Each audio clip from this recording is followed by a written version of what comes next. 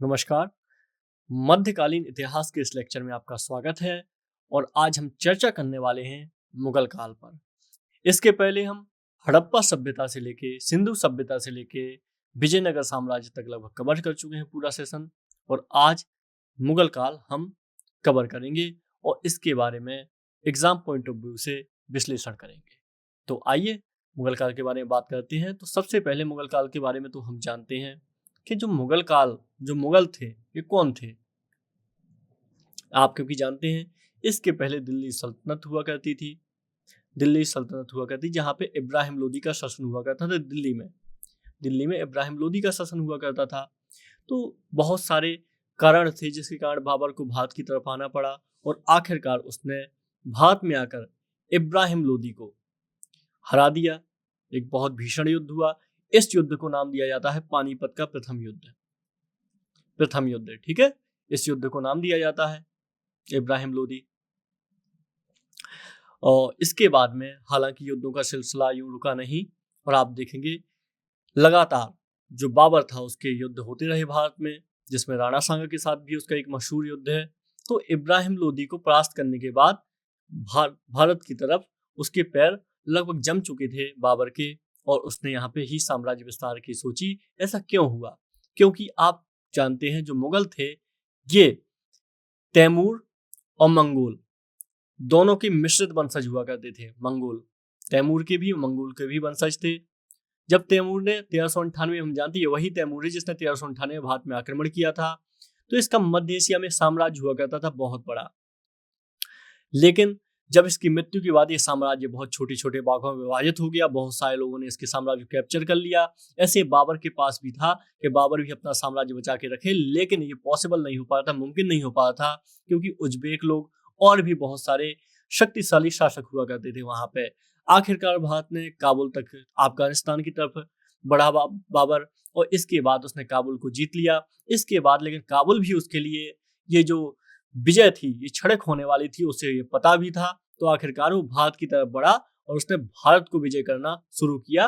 क्योंकि हालांकि यहाँ की उसने जलवायु वगैरह की प्रशंसा नहीं की है, उसने इसके बारे में बुराई ही की है, भारत की जलवायु की और भारत की चीजों की। लेकिन फिर भी कुल मिला के उसने भारत में ही अपना साम्राज्य जमाने का निश्चय किया। तो हम देखते हैं 1526 से 1857 तक का पूरा पीरियड मुगल काल का है। हालांकि इसमें कुछ प्रांतीय राजा भी हुए हैं। उदाहरण की अब हम जब बात करेंगे तो हम मुगल काल के साथ बात करेंगे, यहाँ पे मराठाओं की हम बात करेंगे, क्योंकि मराठा एक प्रबल दावेदार थे, इनको हम कम नहीं आंक सकते। इसके अलावा बंगाल के शासक हुए, इसमें और भी कुछ क्षेत्रीय शासक हुए हैं, तो जिनका साम्राज्य चलता रहा। तो मुगल एम्पायर के अलावा भी कुछ छोटे मोटे साम्राज्य थे। तो ये आपका मुगल एम्पायर के बारे में एक हमने बेसिक पढ़ा कि हम क्यों मुगल एम्पायर पढ़ रहे हैं। क्योंकि इन्होंने भारत के लिए बहुत कुछ किया। भारत में इन्होंने संस्कृति के क्षेत्र में, कला के क्षेत्र में, और जो विदेशी आक्रमणकारी थे उनसे भी भारत को बचाया है और भारत की रक्षा की है। तो क्योंकि पावर का यहाँ पे केंद्रीकरण किया इन्होंने। अगर यहाँ पे पावर का केंद्रीकरण नहीं होता तो युद्ध ही होते रहते और बहुत सारी समस्याएं होती।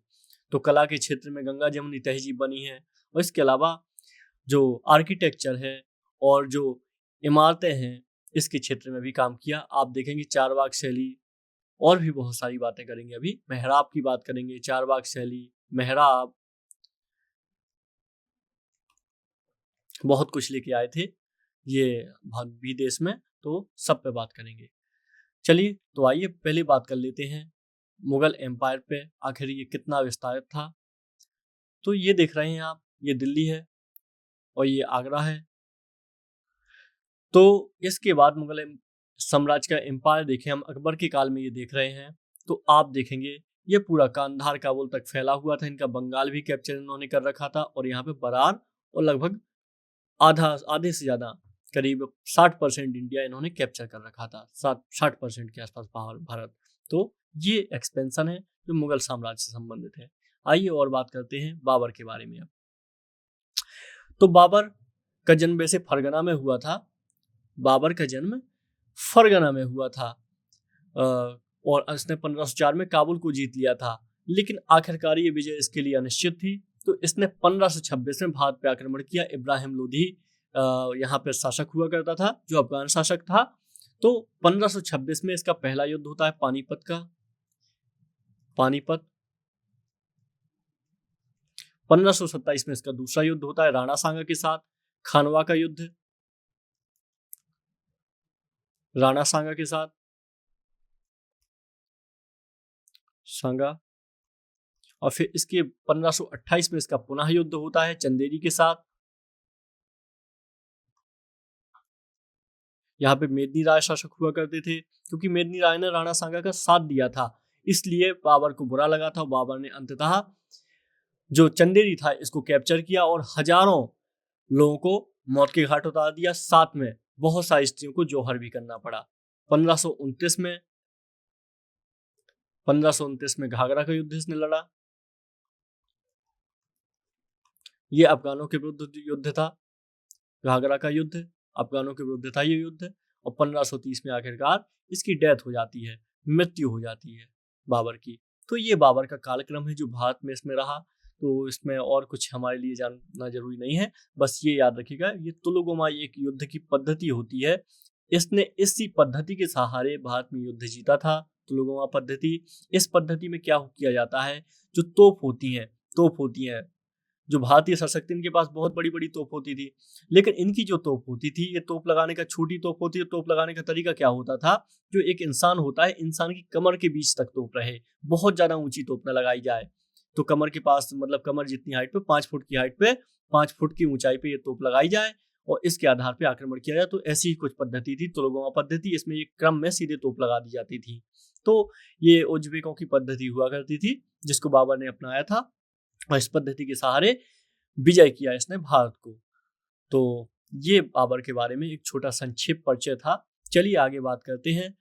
और इसने बाबरनामा भी लिखा हुआ है, जिसमें उल्लेख किया है भारत के बारे में, भारत की विजय के बारे में, और भी बहुत सारी चीजों के बारे में उल्लेख किया है। और आपको एक चीज और पता होनी चाहिए, बाबर खैबर दर्रे से आया था। उसी खैबर दर्रे से आया था जिस दर्रे से एक समय सिकंदर आया था, जो यूनान का राजा था सिकंदर, उसकी बात कर रहे हैं, मौर्य के काल से पहले। तो सिकंदर जिस दर्रे से आया था, उसी दर्रे से ये भी आया था, भारत में प्रवेश हुआ था। चलिए आगे बात करते हैं हुमायूं पर। तो हुमायूं, आप जानते हैं, बाबर के बाद हुमायूं मुगल वंश का राजा बना और ये 1530 से 1540 तक ही शासन कर पाया पहले। फिर इसके बाद में इसको शासन छोड़ना पड़ा। एक्चुअली में क्या हुआ, तो हुमायूं मुगल वंश का राजा बना, लेकिन जो सूरी वंश था, सूरी डायनेस्टी, ये अफगानी वंश था, ये अफगानी थे। तो सूरी वंश के द्वारा, जिसमें शेर शाह सूरी, जिसका बचपन का नाम फरीद मिलता है, शेर शाह सूरी के द्वारा इसको हरा दिया गया, इसको पराजित कर लिया गया। और आखिरकार हुमायूं को भटकना पड़ा, बहुत घूमना पड़ा, क्योंकि शेर शाह ने पूरे साम्राज्य पे कब्जा कर रखा था। इसके बाद हुमायूं का दूसरा फेज आता है, ये दूसरी बार शासन करता है 1555 से 1556 के बीच में। इसमें क्या होता है, 1555 से 1556 के बीच में, जब शेर शाह सूरी की कालिंजर अभियान में मृत्यु हो जाती है। आप जानते हैं कालिंजर कहाँ है, महोबा के पास है कालिंजर। यहाँ पे एक आपने सुना होगा रानी दुर्गावती। तो रानी दुर्गावती के पिता थे कीर्ति सिंह चंदेल हुआ करते थे इनके पिता। तो इनके पिता का शासन था और इसी समय शेर शाह ने यहाँ पे आक्रमण किया हुआ था, जिसमें हालांकि कालिंजर तो इसने जीत लिया, लेकिन एक तोप फटने से शेर शाह सूरी की मृत्यु हो जाती है। तो इसी कालिंजर की हम बात कर रहे हैं, रानी दुर्गावती के मायके की अगर बोल सके तो मायका बोलना चाहिए। वैसे इनकी शादी हुई थी गोंड राजा के साथ इनकी शादी हुई थी, दलपत शाह के साथ, जो संग्राम शाह का बेटा हुआ करता था। तो आखिरकार जब दलपत शाह की मृत्यु हो जाती तो इन्होंने अकबर से लोहा लिया था, अकबर से युद्ध किया था, बहुत ही विराट युद्ध किया था, कभी बात करेंगे उसके बारे में। तो अकबर से नहीं, मतलब अकबर के सेनापति आसफ खान से युद्ध किया था, गलत मत समझिएगा, आसफ खान से युद्ध किया था इन्होंने, अकबर के सेनापति से नहीं, अकबर से ही। तो ये हुमायूं का दूसरा फेज आता और इसमें हुमायूं एक जो साम्राज्य था, उसका बिखरा हुआ साम्राज्य था, इसको थोड़ी स्थिरता प्रदान करता है। और जो स्थिरता वो पहले साम्राज्य के दौर में नहीं कर पाया था। अब हम अकबर पे बात करेंगे। आपको बता दें अकबर का जन्म 1542 में हुआ था राणा बीरसाल के यहाँ। अमरकोट की एक राणा हुआ करते थे बीरसाल, इनके यहाँ पे अकबर का जन्म हुआ था 1542 में।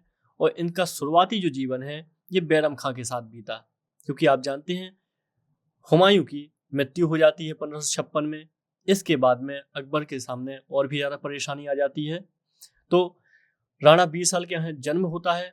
इसके बाद में जो दिल्ली थी, क्योंकि हुमायूं की मृत्यु के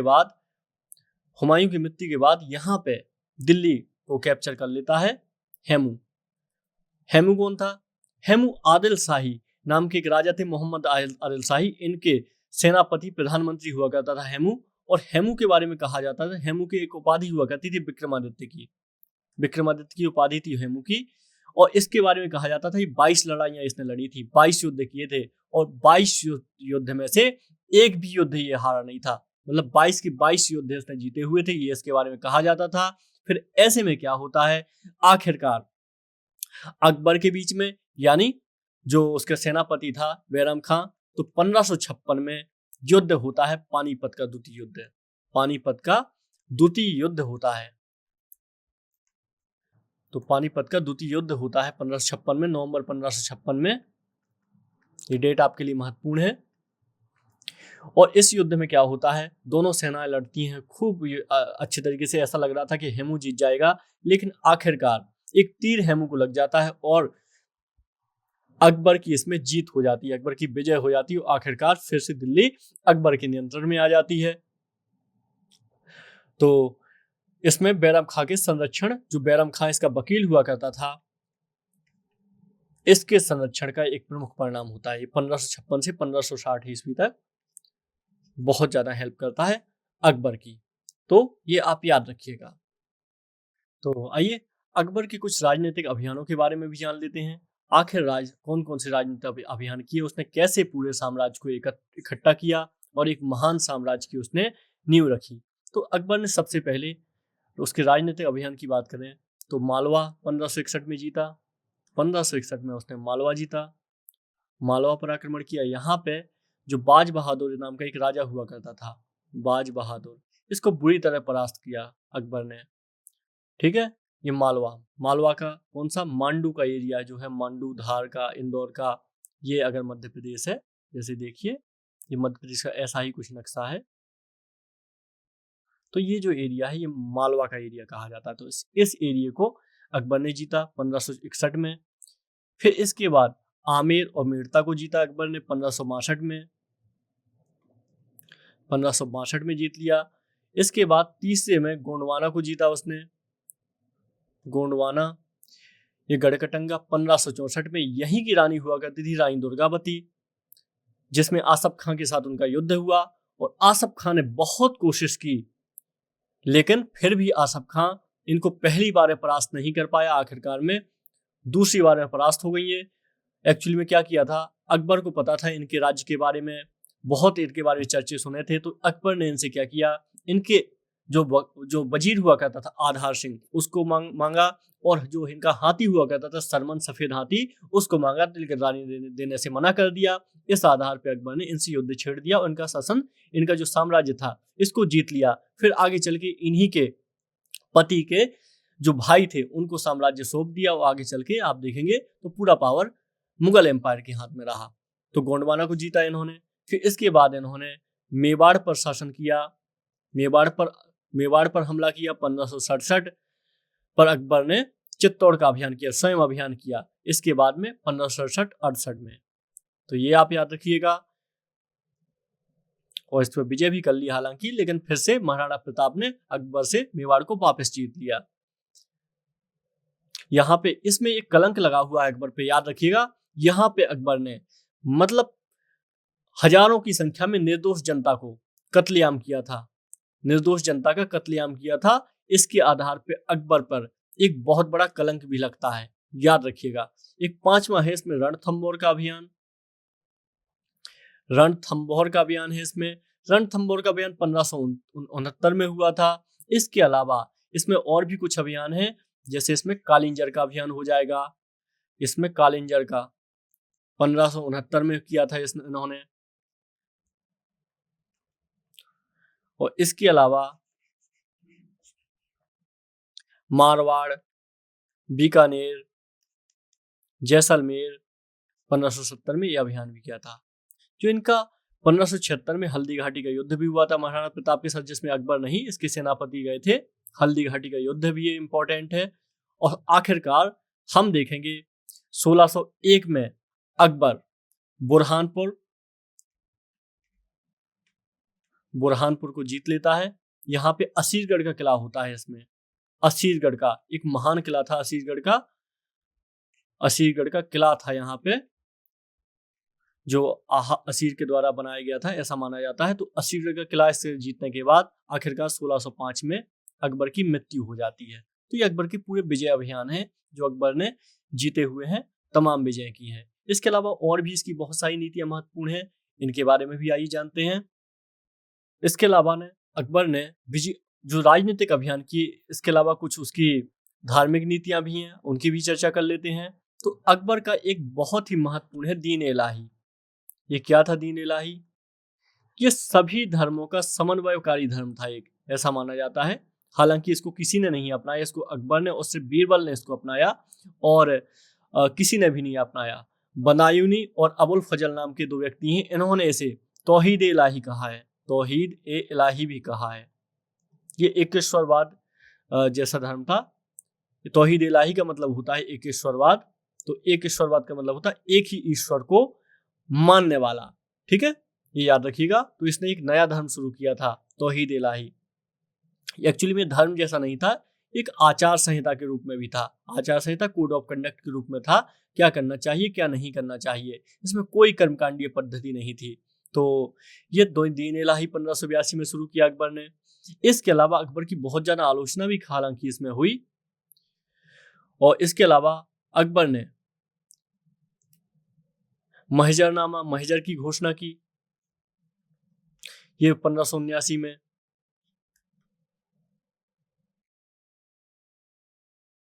महजर की घोषणा की।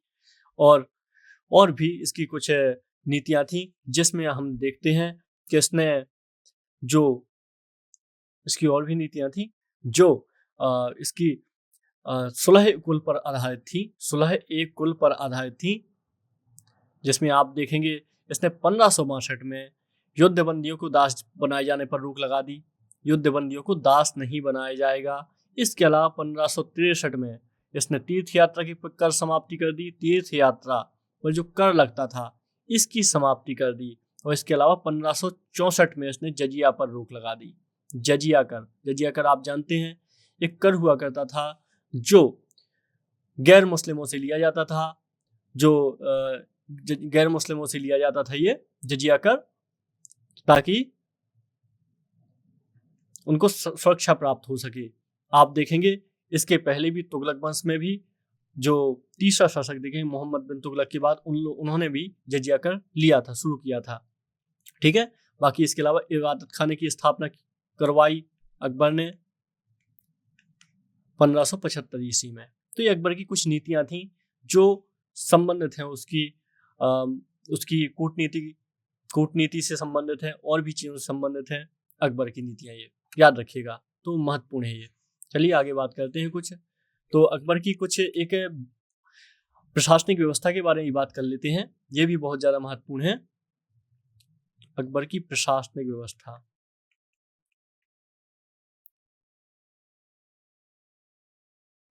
तो अकबर की प्रशासनिक व्यवस्था की सबसे बड़ी उपलब्धि थी दशमलव पद्धति। इसमें क्या था, दशमलव पद्धति आधारित मनसबदारी व्यवस्था को अपनाया था इसने।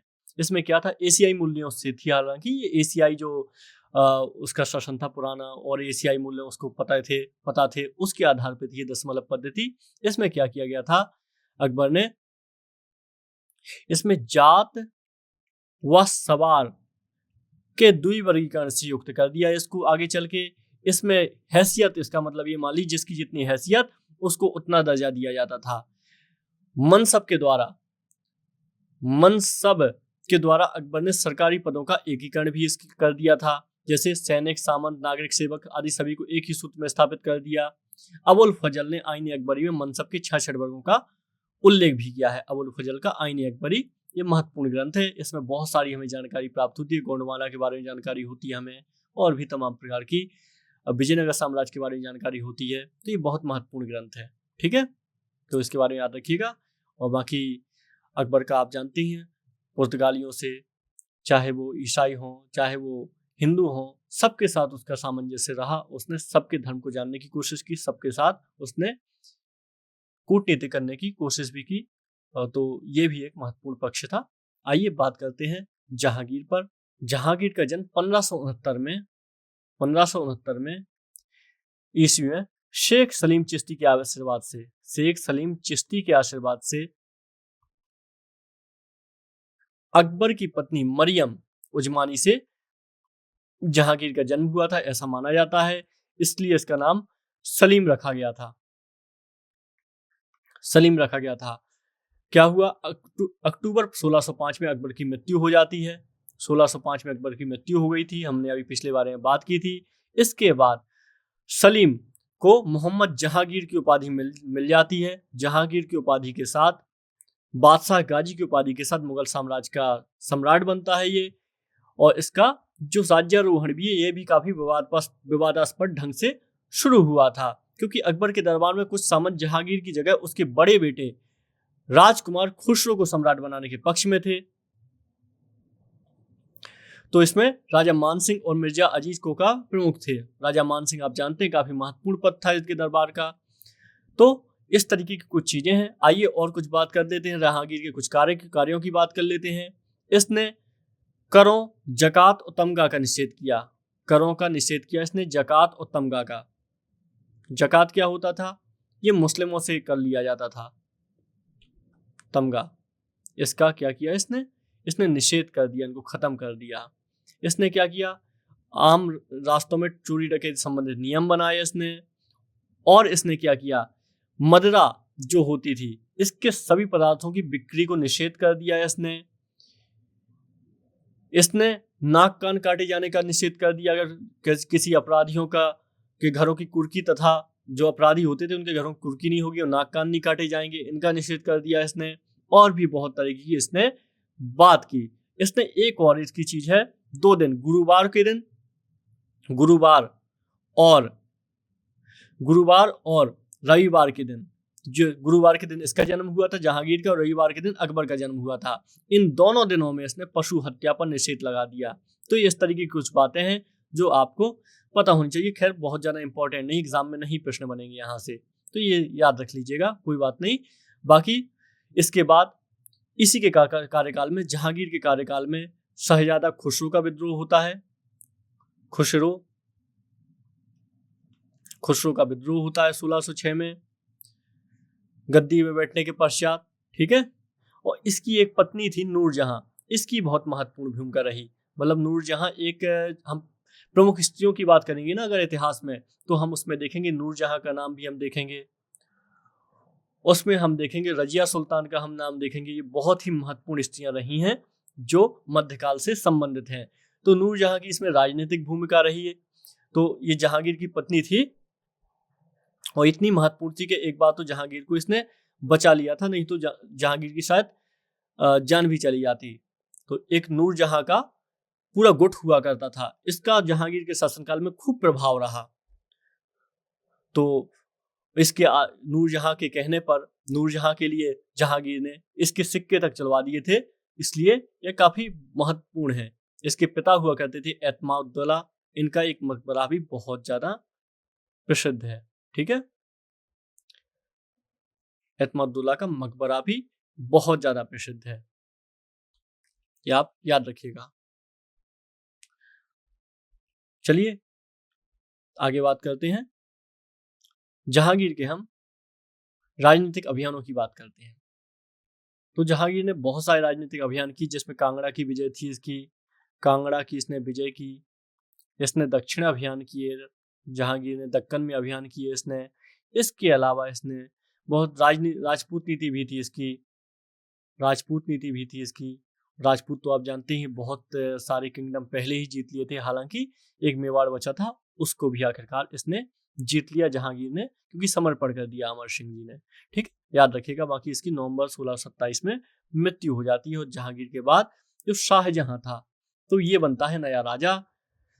शाहजहां नया राजा बनता है। इसका जन्म कब हुआ था? इसका जन्म हुआ था 1592 में।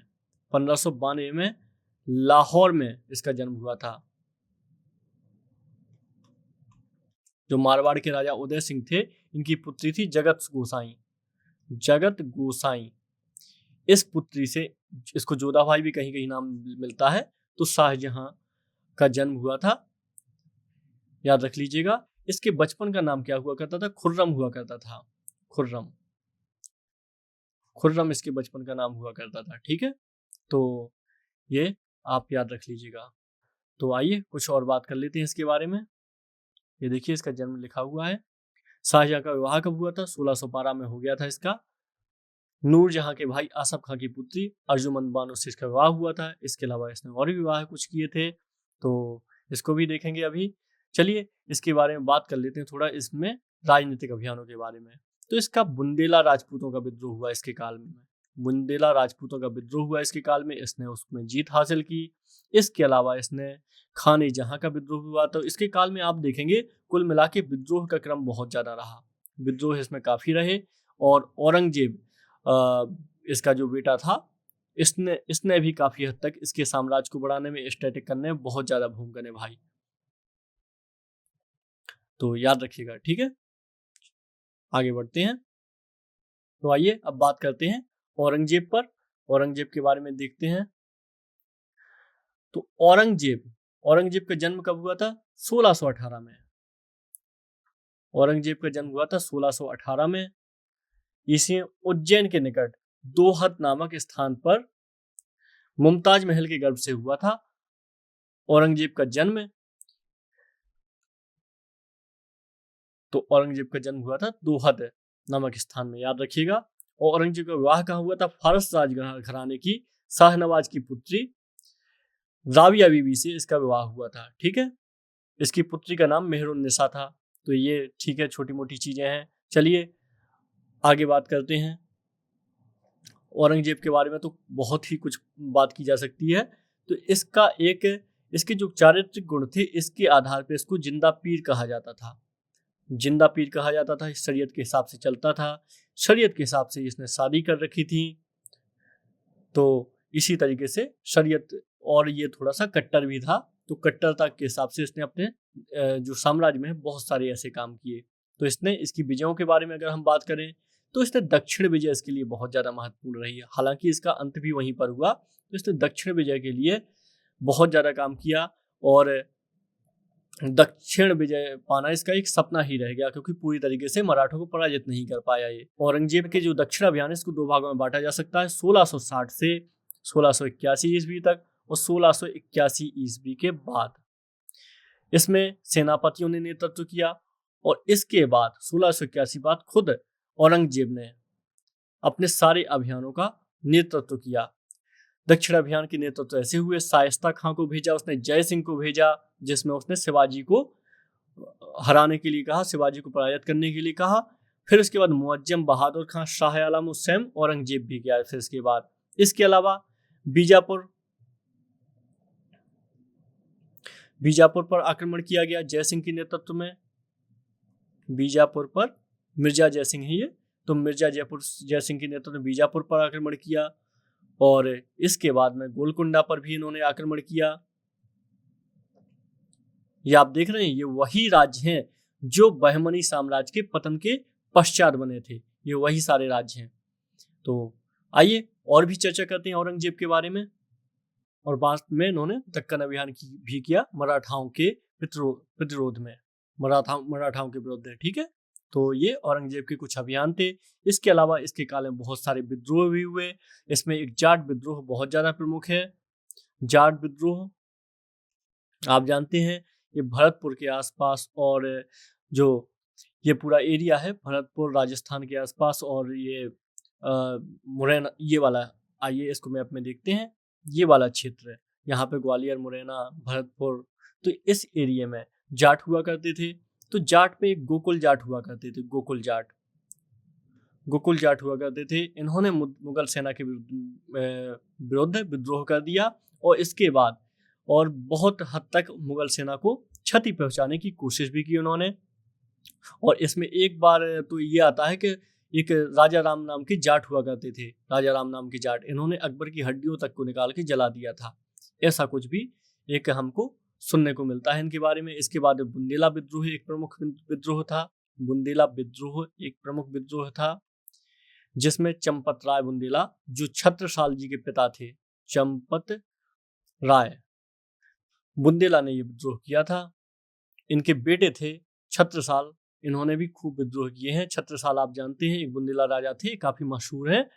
और आपने देखा होगा ये बाजीराव बल्लाल जो थे, पेशवा बाजीराव, उन्होंने एक बार इनकी हेल्प भी की थी। तो ये छत्रसाल जो मध्य प्रदेश में छतरपुर है, तो उसके नाम पे जो छतरपुर और पन्ना का क्षेत्र है, पन्ना के जहाँ हीरे निकलते हैं, उस क्षेत्र के राजा हुआ करते थे छत्रसाल।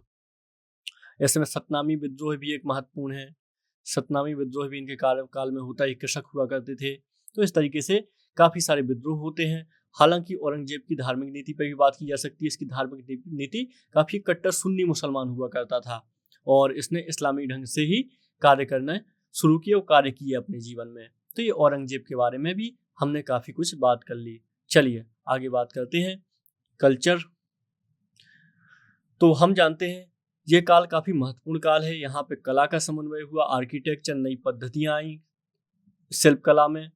इसमें हम गंगा जमुनी तहजीब का मिश्रण आया और बहुत हद तक देखेंगे जो जैसे अकबर के काल में बहुत सारा इतिहास था जो हिंदू ग्रंथ थे, इनका उर्दू में अनुवाद हुआ। इसी तरह मुस्लिम ग्रंथों का भी हिंदी में अनुवाद किया गया।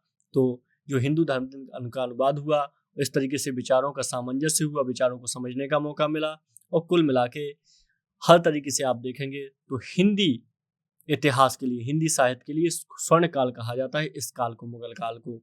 तो ये सारी बातें थी आपकी मुगल काल से संबंधित। तो इसके बारे में कुछ और बात करते हैं। इसके बाद में आप देखेंगे तो उत्तर मुगल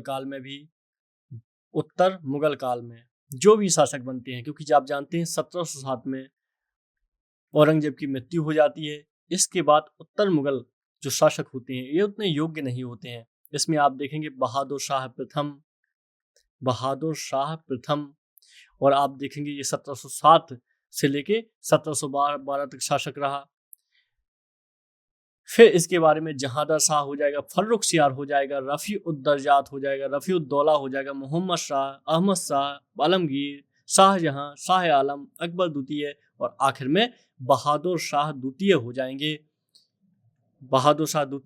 1857 तक। इसके साथ मुगल साम्राज्य का अंत हो जाएगा। तो ये मुगल साम्राज्य का पूरा इतिहास था हमारे लिए। हालांकि इनका बहुत योगदान भी है, इन्होंने बहुत कुछ किया, ताजमहल जैसी उत्कृष्ट संरचनाएं दी हैं हमें।